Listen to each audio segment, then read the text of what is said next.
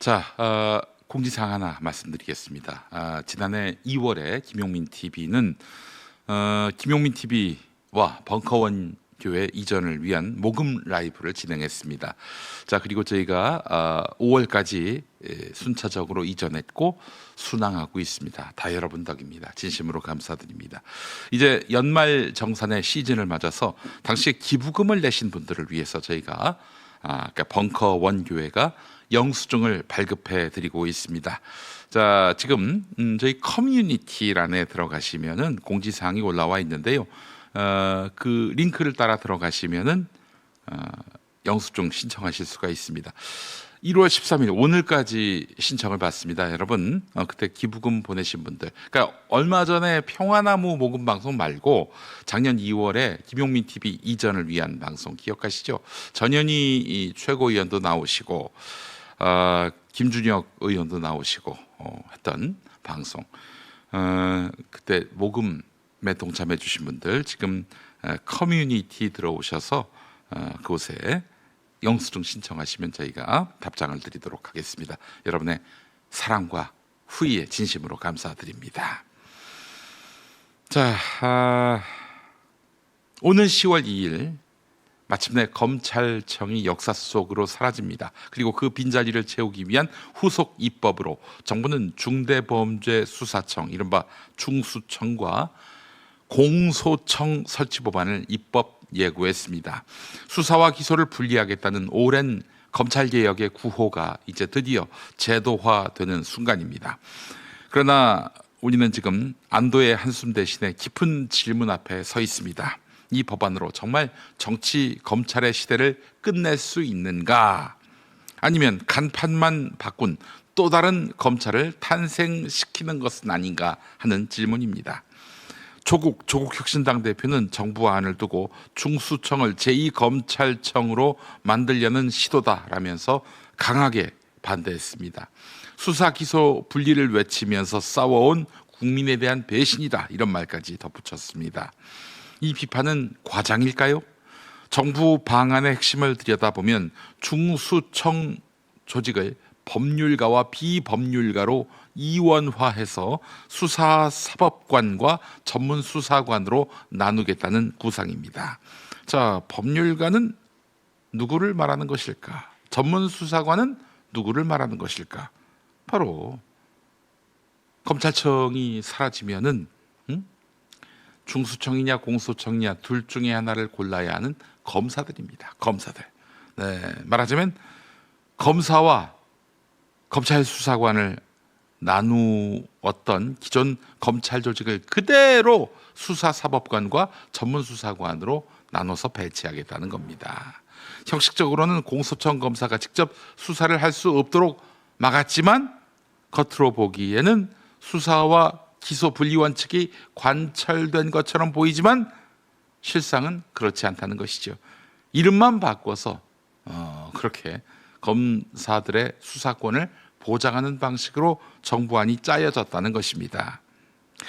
현실적으로 변호사 자격을 가진 상당수가 검사 출신일 수사사법관과 이 수사사법관이 중수청의 고위직을 차지할 가능성은 매우 큽니다. 그렇게 되면 중수청과 공소청 사이에는 자연스럽게 인적 네트워크가 형성되고, 야, 우리가 결국 한 몸 아니야, 우리가 남이가, 이렇게 되면 제도상 분리된 수사와 기소가 내용적으로 다시 결합할 수가 있다는 것이죠. 정부 추진단은 현직 검사들이 중수청으로 오지 않으면 수사 노하우가 사라진다, 이 점을 염려하고 있습니다. 이재명 정부 추진단이 말이죠. 중대범죄 수사 역량을 유지하기 위해서 수사력이 있는 검사들을 유인해야 한다, 이런 논리인데요. 일견 현실적인 주장처럼 들립니다.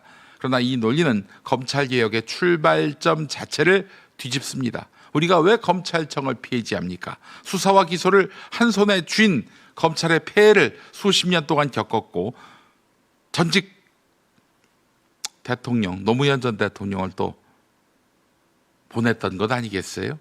이 정치검찰 때문에.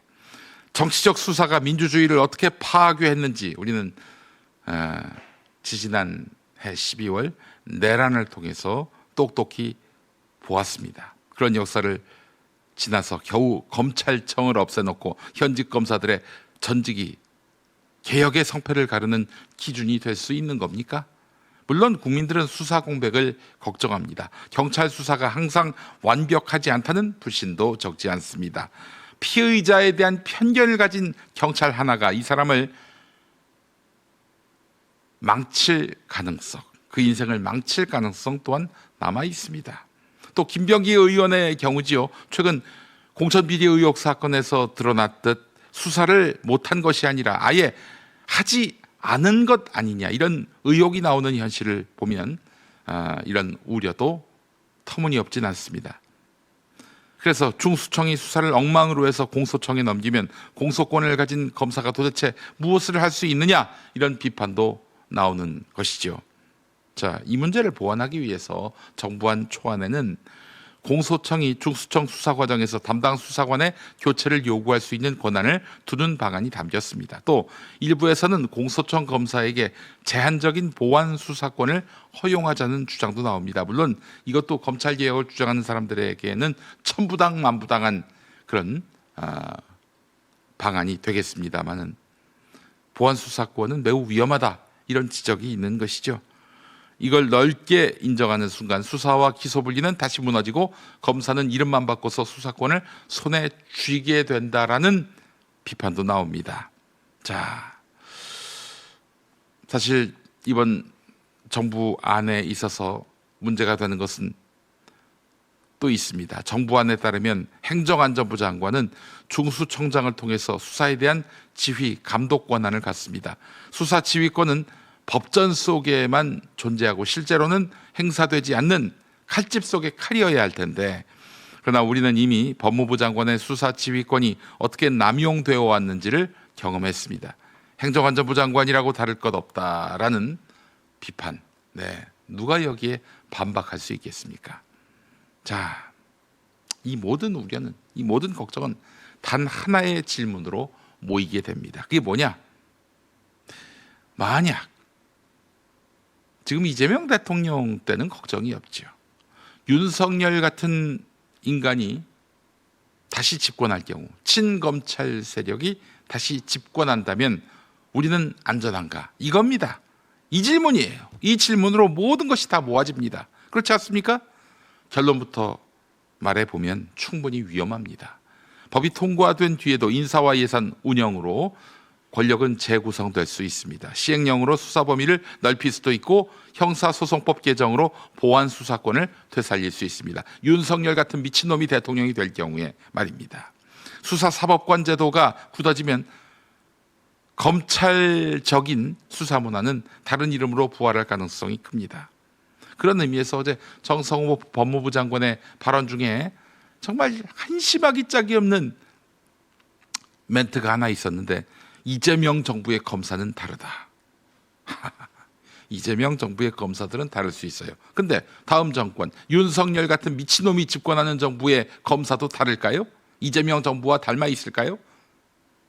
결국 우리는 과거에서 교훈을 찾을 수밖에 없습니다. 문재인 정부 역시 같은 기대 속에 출범했습니다. 지난 정부 때, 이명박 정부 때 검사와 문재인 정부 때 검사는 다를 것이다. 박근혜 정부 때 검사와 문재인 정부 때 검사는 다를 것이다. 이렇게 기대를 안고 출범했는데 결과는 어떻게 됐습니까? 결국 정치 검찰의 칼은 다시 민주주의를 향했습니다. 그래서 사실은 진짜 문제는 사람이 아니라 구조인 것입니다. 노무현 대통령을 잃고 문재인 정부 들어서서 검찰 개혁한다고 그랬잖아요. 하나도 한 게 없었죠. 윤석열이라는 정치 검사가 집권을 했습니다. 이 나라는 정말 정화조에 빠진 듯한 상황이 됐습니다. 모든 개혁은 권력기관 사이의 견제와 균형으로 완성됩니다. 이게 정수입니다. 이게 정도예요. 지금 정부가 내놓은 입법 예고안에는 그 균형을 잠그는 장치가 충분하지 않습니다. 행정부가 낸 안에 대해서 입법부 다수당이 강하게 문제를 제기하고 있다면, 그렇다면 역할은 분명합니다. 민주당은 허점을 메우고 어떤 정권이 들어서서도 정치 검찰이 되살아날 수 있는 길이 없도록 만들어야 합니다. 자, 그래서 결론은 이렇게 정리가 됩니다. 두 번 다시 윤석열 같은 미친놈이 집권해도 검찰 개혁은 바뀌지 않는, 역진하지 않는, 그리고 희석되지 않는 그런 방향으로 결론이 나야 한다는 것입니다. 정성호 장관, 그 아니한 태도는 정말 반성할 일입니다. 이재명 정부의 검사는 그렇지 않다고요? 이재명 정부가 천년만년 집권합니까? 다시는 윤석열 같은 정치 검사가 부활하지 않도록 제도를 다시 짜시기 바랍니다. 지금은 입법 예고 시기이기 때문에 가능합니다. 이 정권 내서만이 아니라 이 정권 이후에도 정치 검사가 다시 등장하는 일은 없어야 할 것입니다.